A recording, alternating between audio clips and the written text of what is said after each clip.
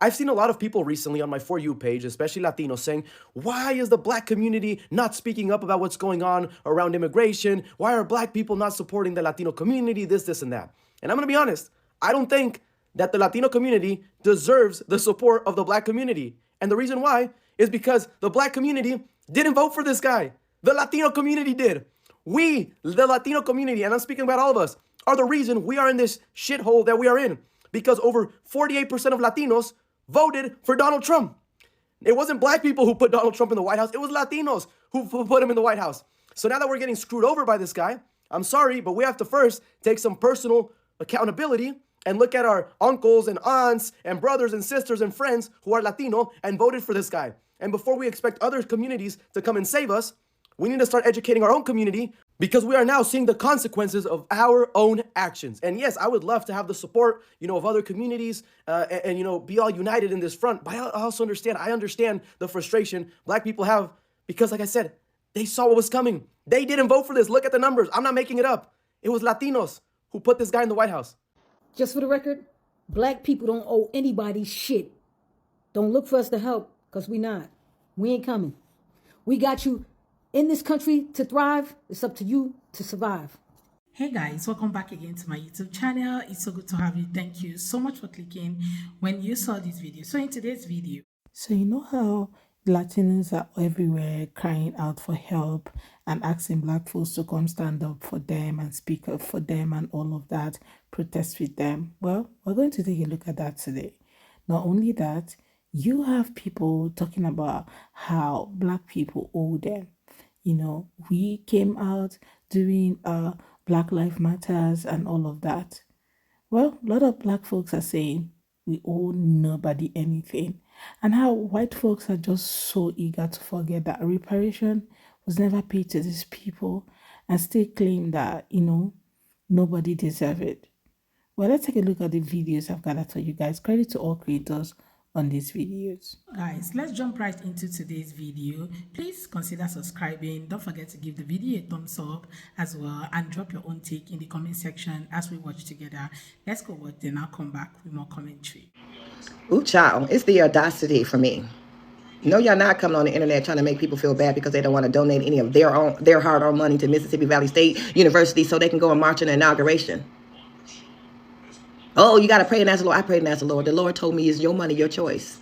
Your money, your choice. There was enough people that actually voted for him. Y'all need to go ask them for the money. Don't come on here and try to guilt me. It's a great opportunity for black people. Oh, okay, whatever. If it was a great opportunity, you would have the money. You wouldn't have to come on the internet and begging. Kind of like the Christmas tree people. They put their kid's name on a list to get gifts because they can't afford to get them gifts, and then they have the audacity to complain. You were invited by them. Them should pay for it.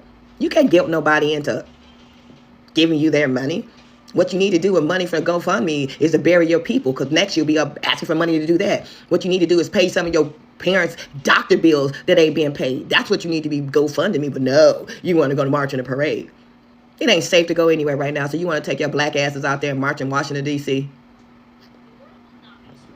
And you want us to pay for you to do it? Hell no. You better get out there and sell some oranges like we used to do when I was in the band. Get out there and sell some candies like we used to do when I was in the band. You better get out there and wash some cars like we did when I was in the band. You get out there and shovel some snow, cut some grass, trim some bushes, do something like we did when I was in the band. But that was in the 1980s. No, y'all want us to give you something. Go work for it. Go sell some of them damn oranges that's out of season, that's not sweet, like we used to sell when I was in the band. But now, people like me, people that agree with me, we ain't giving you our money. Go sell some oranges. Go sell some chocolate. Go wash some cars. Go cut some grass. If you got snow, go somewhere and shovel some damn snow. But don't ask us, those 92%ers, the ones that don't even want the inauguration. You can't make me feel bad. You better go sell some of them damn unsweetened oranges and grapefruits that we used to sell back in the 80s, baby. I'm grateful. And black people could absolutely be anti-ICE and also not put their lives on the line. Hi, my name is Kiera. I live in Memphis, Tennessee, where ICE has been here for about 5 months. I am absolutely anti-ICE, but I would never, ever, ever expect other black people, or never would I as a fucking black person, put myself on the front lines when it comes to ICE. This is y'all's white friends fight. They did this. That's who y'all should be expecting to put their lives on the line and stand on the front line. I am bringing awareness of ICE because I am anti-ICE and I don't believe in anything that ICE is doing. Because I do absolutely care about the immigrants, but not even just immigrants, the regular ass people that live here in Memphis. For those of you that are saying like, oh, black people aren't doing enough, this is y'all's fight too. It's not. Having black people support this is absolutely a luxury for y'all. And I don't want to hear anything about like, oh, y'all don't know how many people fought in the civil rights movement, whatever. Black people were fighting before the civil rights movement. We're still fighting now. We still have our own battles and fires to put out. While majority of us do absolutely care about what's going on with ICE and immigrants and just people who aren't even immigrants that fucking live here, expecting black people to put themselves in danger to attempt to stop an ICE agent, it's absolutely asinine. They will kill us right there. They've been doing it for years. So again, I'm anti-ICE, but I will absolutely not be putting my life on the line, nor should y'all ever expect other black people to. We're doing what we can while we can. Please stop telling black people this is their fight too. I've never owned anyone. My neighbors, as far as I know, have never been owned by anyone. But the people who say we don't owe any reparations for the Civil War are ignoring something really huge. Or maybe they just don't know. Some people already got reparations. White people. White enslavers were paid for losing their human property. The actual people who were raped, tortured, whipped, and sold, and worse, were promised land to get a fresh start after the war, but they got nothing. When slavery was abolished, Congress paid nearly $1 million, which is 30 million in today's bucks, to white enslavers as compensation for losing their property in a war they lost. If a freed person didn't hit the road fast enough, they risked being re-enslaved under new laws that were just workarounds for all these white people losing their slaves. After the Civil War ended, Union General Sherman set aside 400,000 acres of confiscated Confederate land for black families to start new lives on, up to 40 acres each. The Army loaned out mules to help them work the land. That's where the phrase 40 acres and a mule comes from. Black people were already working some of this land when Lincoln was assassinated and Andrew Johnson became president. Well, Johnson reversed the order. He gave the land back to the same Confederates who had just tried to destroy the country. The freed people were evicted. So they made all these things into crimes that were non-crimes. They were things like, if a black person didn't have a job, that was a crime. If a black person couldn't prove that they had a job, that was a crime. You could get arrested for that and a lot of other ridiculous things. But once you were in jail, you could be leased out as labor for private profit. This system of convict leasing allowed white landowners and businesses to replace slavery with something just as violent, just as profitable as slavery. No wonder there are still Confederate flags all across the South. Even after slavery was abolished, Black Americans were not safe. Public lynchings became a regular threat. They were a form of terror used to keep free people in their place. They were planned events announced in advance so everybody could attend. They were held in broad daylight. White families brought their children to watch Black people being hanged, tortured, brutally murdered. It was a festival. People sold food. There were postcards made. People could buy postcards of the mutilated bodies hanging from trees and mail them in the mail or keep them as souvenirs. This country took care of Civil War criminals and punished the ones the war was supposed to free. And there was a lot more abuse I just can't fit into this video. Next time I'm going to talk about the stuff that happened in relation to the Great Depression and World War II. And then after that, I'll have one on civil rights, the era when I was growing up, how it all ties in to the racism that is part and parcel of our grand land today. White people, you especially need to get curious. Join me in this research, and you'll find that people are willing and able to come in with their education and their experience to help you learn. You just have to be open to it. We need to be willing to be uncomfortable.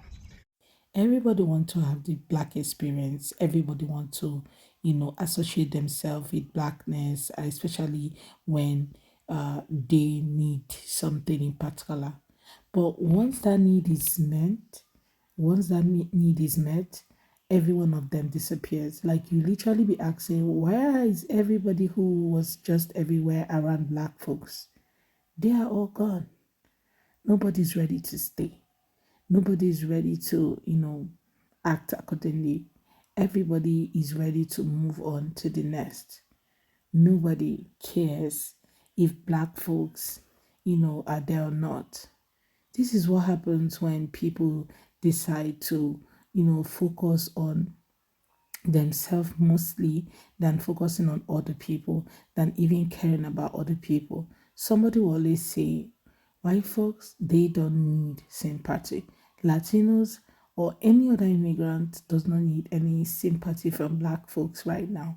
What black people need to do is to focus on themselves and themselves alone. And I love how a lot of them have decided to do that. Because before now, they kind of center all their life around other people, caring for them, taking care of them, making sure that their needs are met, making sure that they are all right.